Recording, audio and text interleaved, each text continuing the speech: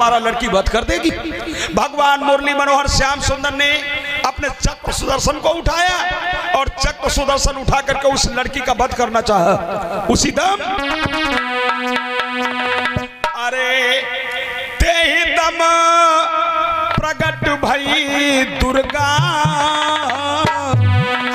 मोहन से गिरा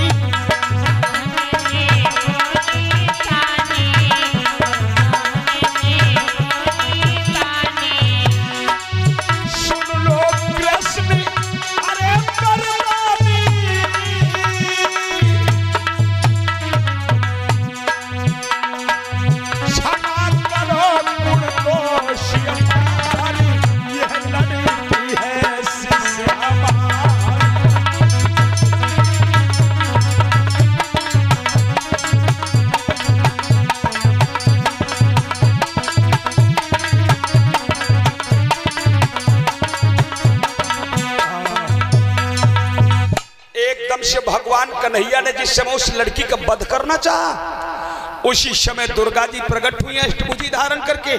और जो अष्टभुजा दुर्गा जी प्रकट हुई, कृष्ण जी ठहर जाओ, कहिए आप इस लड़की का वध नहीं करोगे। हाँ। क्योंकि ये हमारी शिष्या है, ये हमारी आन बान सब कुछ है।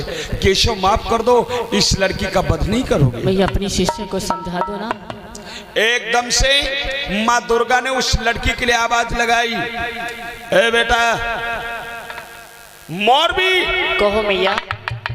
किसके साथ में युद्ध कर रही है? इन्होंने मेरे पिता को मार दिया। तू पागल हो गई है? तेरे पिता ने इतना बड़ा अत्याचार किया, तेरे बाप ने इतना बड़ा ऊधम किया, तेरे बाप ने समाज में सभी के साथ में निरादर किया, समाज का आदर कभी नहीं किया। और इसने तुम्हारे पिता को मार करके तुम्हारे पिताजी को मुक्ति दे दिया। कहना क्या चाहती हो मैया? मैं कहना यह चाहती हूँ कि जिनके साथ में पुत्री तुम युद्ध कर रही हो, ये कोई साधारण नहीं है, ये द्वारिकाधीश भगवान योगीराज कृष्ण जी हैं। हाँ मैया। इनके चरणों में अपना सर रख दें और इनसे क्षमा याचना कर ले। मोरबी को जब यह मालूम हुआ तो मोरबी ने भगवान कन्हैया को प्रणाम किया है। और जो मोरबी ने भगवान कन्हैया को प्रणाम किया और हाथ जोड़ करके मोरबी भगवान कन्हैया से बोली क्या,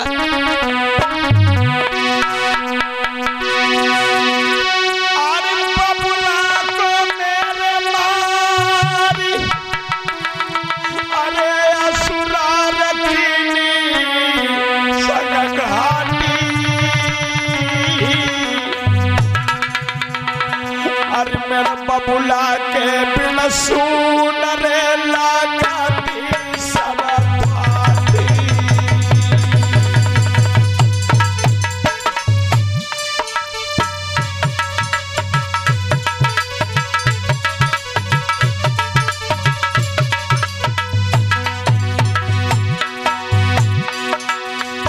मेरे बबुला को मार और मेरे बबुला को मार।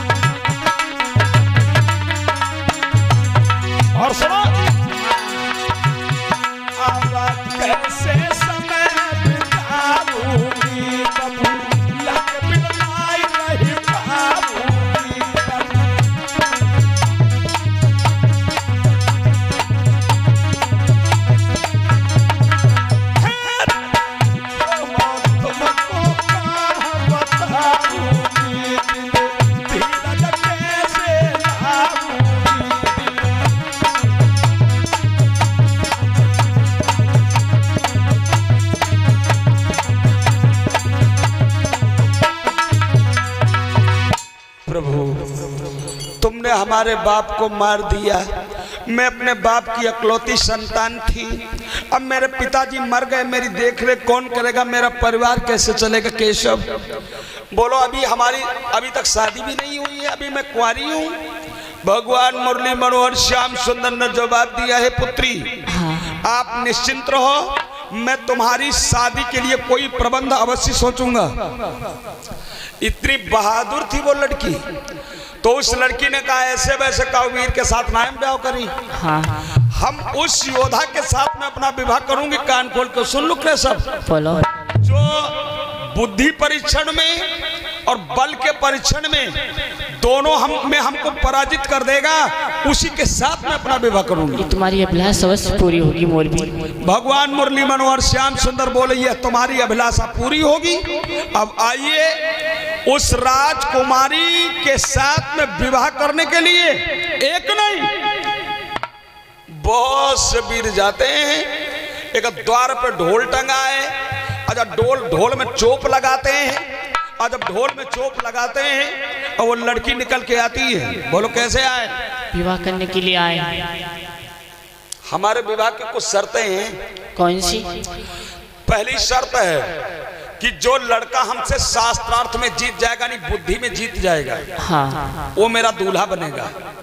दूसरी शर्त है शास्त्रार्थ के बाद उसके साथ युद्ध मेरा होगा। अगर युद्ध में भी पराजित हो गया मैं, तो उसको अपना पति बनाऊंगी। मुझे स्वीकार है। तो फिर आओ। अब एक नहीं भैया, इस प्रकार से उस लड़की ने 7 लड़कन के शीश काट काट के और अपने छज्जा में लटका दिया। कोई ना तो उससे बुद्धि में पार पाता है और ना तो कोई उससे बल ही में पार पाता है। और जो भी लड़का जाता है उसके रूप सौंदर्य के चक्कर में फंस गए, वो लड़का मर जाता है। जब 7 लड़का मर गए तो वो लड़की जो थी और उत्तेजित होती है। उन्हीं दिनों की बात भगवान कन्हैया ने घटोत्कच से कहा, हे पुत्र, अरे बेटा न पल की देर लगी,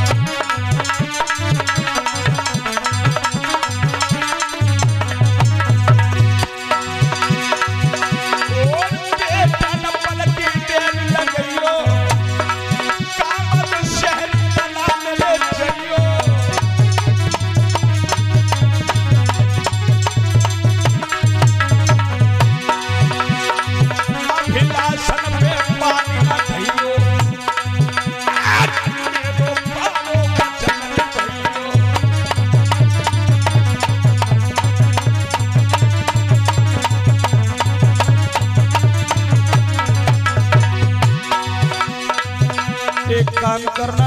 हाँ। मेरे वचन को न भूल करके तुम कामस शहर में जाओ मेरे लाल। प्रभु। मौरव देश में जा करके उस लड़की को अपने बल और अपनी बुद्धि का परिचय दो।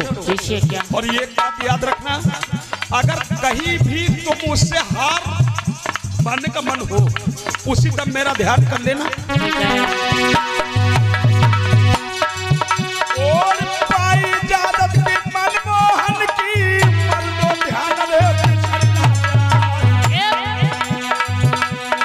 ध्यान कुमार के भीम सेन को लैया के शीत लगा।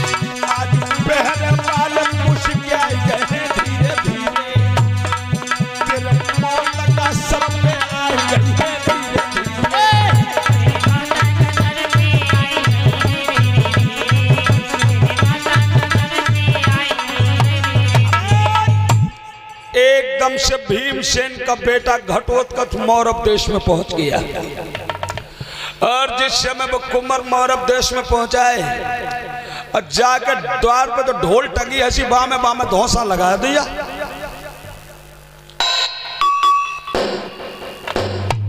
कौन है आप?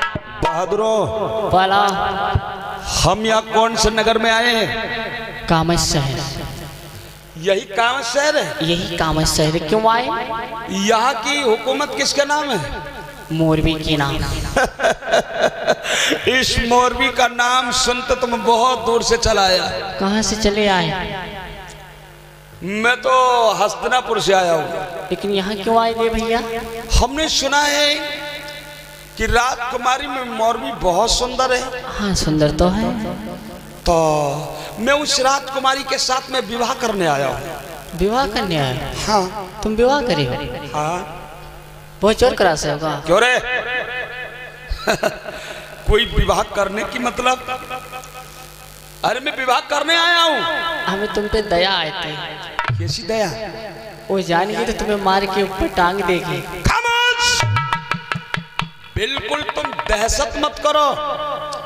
वो तो हमारे अंदर अगर पराक्रम होगा, हमारे अंदर बुद्धि होगी तो मैं उसको अपनी दुल्हन बना करके ले जाऊंगा। तुमसे बड़े बड़े बलवान बुद्धिमान आए, लेकिन ऊपर देखो। क्या देखें? कितने सर टंगे? 1 2 3 4 5 6 7। हमें लगता है 8वां तुम्हारो हो। 7 खोपड़िया टंगी है। इस लड़की का नियम कायदा क्या है? खोपड़िया क्यों टंगी है? जो इससे बुद्धि में हरा दे और युद्ध में हरा दे उसी से विवाह करेगी। अब जो नहीं हरा पाता उसका गर्दन काट के टांग देती है। गजब हुइयो। लड़की ना कोई भैंसों से ही कहा। अब भी मानो वापिस वापिस हो जाओ। कोई ऐसा दुनिया में राधे कुमार आज तलक ना हो जो जैसे जीत जाए। कोई ऐसा नहीं है। इसके बराबरी का कोई बुद्धिमान दुनिया में नहीं। कोई नहीं है। जाओ, एक बार मैं धौंसा फिर बजा रहा हूँ। अपनी राजकुमारी मौरवी से कह दो। क्या कह दें? कि तुम्हारा भरतार तुम्हें मिलने के लिए द्वार पे खड़ा है। ठीक है, मैं जाने तुम्हारी मौत बुलावा। जा, चला जा। एकदम से एक दरबानी चला, राजकुमारी मौरवी के पास में पहुंच गया। पुत्री मौरवी, कही चाचा श्री, हाथ जोड़ करके आपसे निवेदन है। बोलो। एक बड़ा मोटा ताजा बड़ा हट्टा कट्टा हाँ वो द्वार पे आवे है। अब आने हमसे कही के जा करके मौरवी से कह दो कि तुम्हारा भरतार द्वार पे खड़ो है। तो एक काम करियो चाचा। क्या? उसे अंदर भेज दो। अंदर भेज दो? हाँ। वो तो बड़ो सजी धजी के आओ दूल्हा बने के उसे भेज दो। चलो अब एक कटे धरे हो तुमको। मौरवी के पास में बुला करके ले गया और जब मौरवी के पास में बुला करके ले गया, घटोत्कच ने मौरवी को देखा।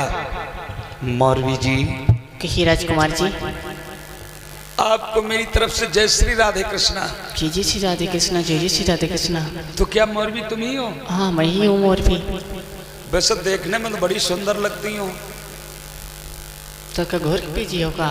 ना ना ना, ऐसा कुछ नहीं है। तो कैसे आए? क्या तुम्हें कामदेव जी ने बनाया है?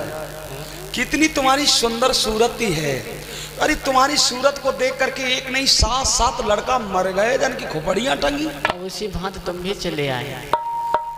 अब ये तो समय बताएगा। कुछ हमारी शर्तें तुम्हें मालूम है? मौरवी जी अपने मुंह से भी एक बार बता दो तुम्हारी शर्तें क्या है, कैसे तुम विवाह मेरे साथ करोगी? विवाह जब भी करूंगी मेरी 2 शर्तें हैं। क्या?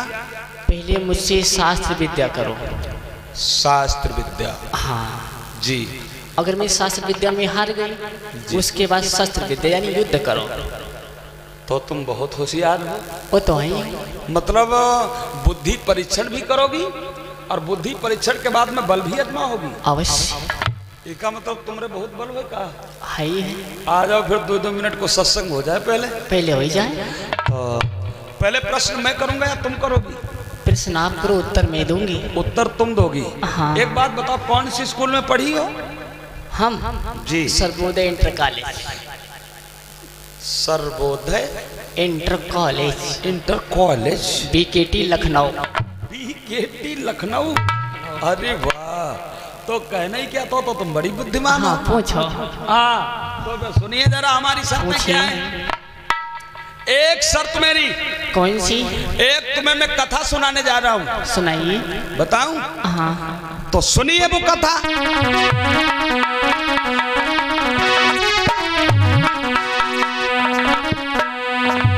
एक वैश्या थी एक नगर साह, एक गांव में एक वैश्या रहती थी। एक वैश्या थी एक नगर साह, एक राजा से प्रेम भयो भारी। राजा की और उस वैश्या की कोई हुई गई बढ़िया।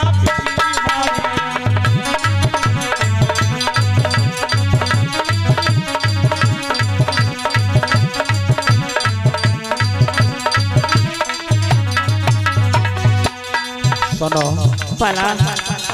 एक गांव में एक बहुत सुंदर वैश्या रहती थी।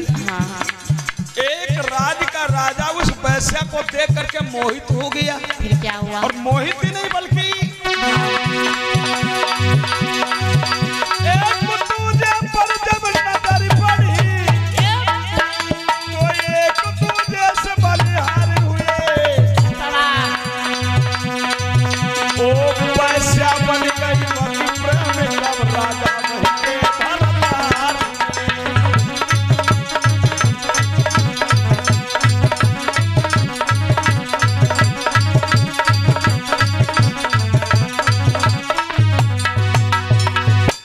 एक वैश्या थी। उस वैश्या का एक राजा से प्रेम हो गया। और बताओ विवाह नहीं प्रेम हुआ।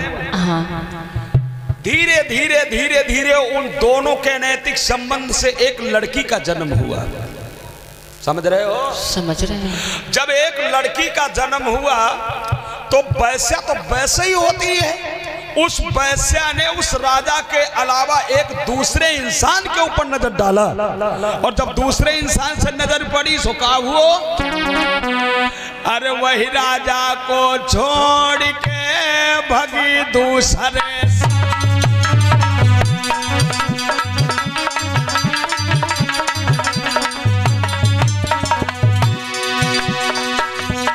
उस राजा को छोड़ करके चली गई। राजा को छोड़ के दूसरे के साथ।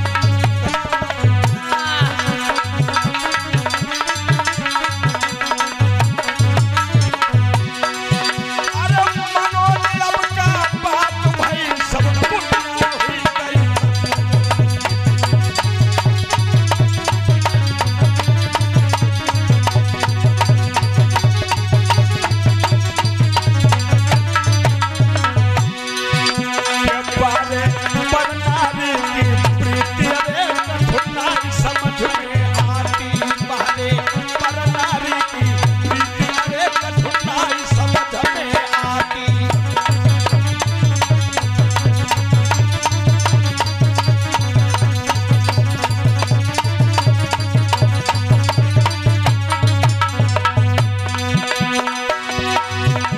और ये रणजीत भैया जी यही मोहम्मद नगर से आपकी तरफ से हम और हमारे समस्त कलाकारों के लिए 10 रुपए पुरस्कार में आए हुए हैं। परमात्मा सदा सुख और शांति प्रदान करें।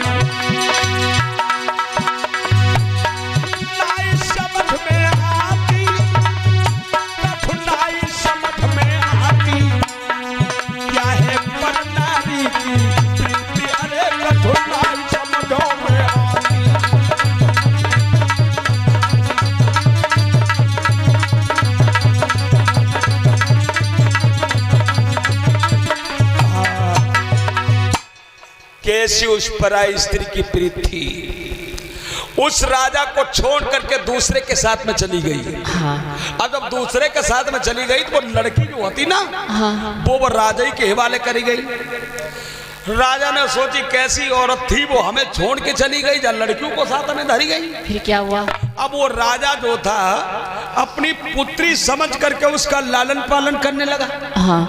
धीरे धीरे धीरे धीरे जब वो लड़की जवान तंदुरुस्त हो गई, यानी लड़की की उम्र 16 साल की हो गई, एक दिन राजा ने अपने दिल में सोचा आखिर में इस लड़की का कहीं न कहीं विवाह तो करना ही पड़ेगा।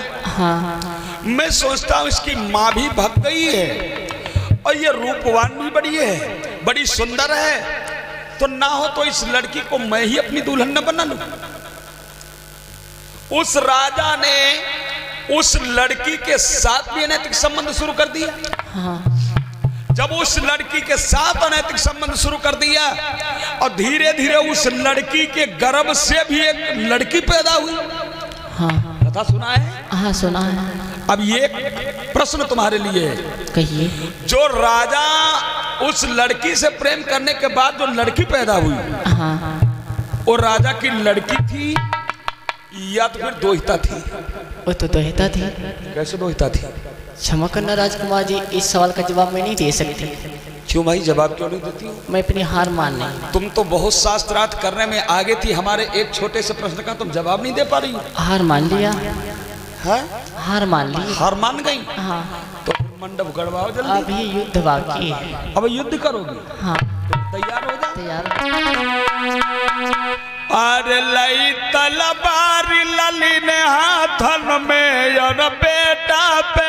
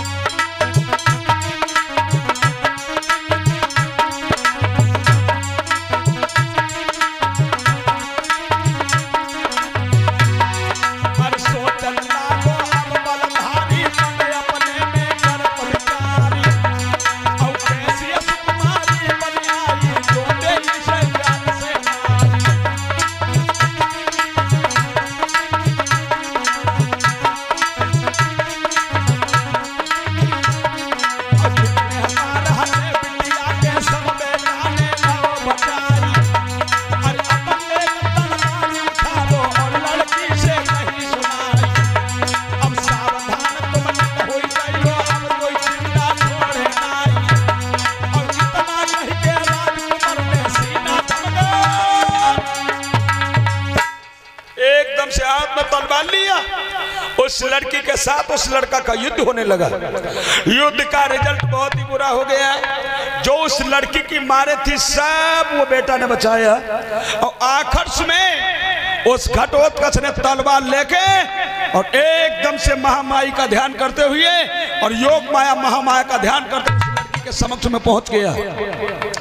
ठहर जाओ, अब मैं तुम्हें जिंदा नहीं छोड़ूंगा। नहीं पिया। खामोश। पिया कहने से एक बार सोच लिया कि पिया किसे कहती है? तो मेरे पति बन गए, अब मैं तुमसे विवाह करने के लिए तैयार हूँ। विवाह करने के लिए तैयार हूँ? हाँ। एक बात बता दूं मोरबी जी। कौन सी? अगर भगवान कृष्ण ने हमसे न कहा होता कि मोरबी के साथ तुम्हारा विवाह होगा, तो शायद मैं तुम्हें आज जिंदा नहीं छोड़ती। देख करके इन मासूमों के सर को मेरा लहू उबल रहा है। 7 बच्चों को तुमने मार करके और छज्जा के ऊपर लटका दिया। कैसी तुम हो बेहरमा औरत। लेकिन मैं तुम्हारे ही जैसे पति से विवाह करना चाहती थी। हमारे जैसे पति से विवाह करना चाहती? हाँ। अब एक बात का जवाब दीजिए। कौन सी? मंडप यही गड़ेगा या फिर हस्तिनापुर गड़ेगा? यही गड़ेगा। गढ़वा मंडप। अभी लो। राजकुमारी ने मंडप गढ़वाई और मंडप गढ़वा करके बड़े ही प्रेम के साथ में बेटा के साथ विवाह करने लगी। अरे पढ़ने लगी भामारी हाथ लही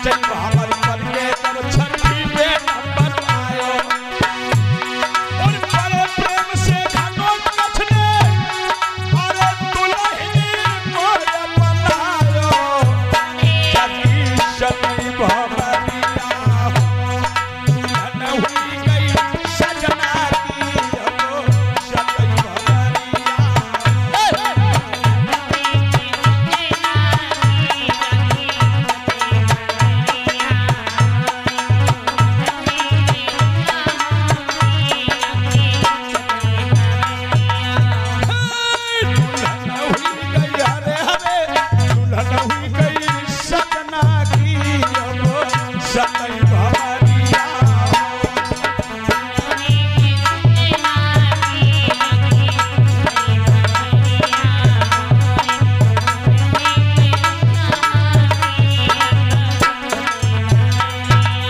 बोलिए श्री गोविंद भगवान की।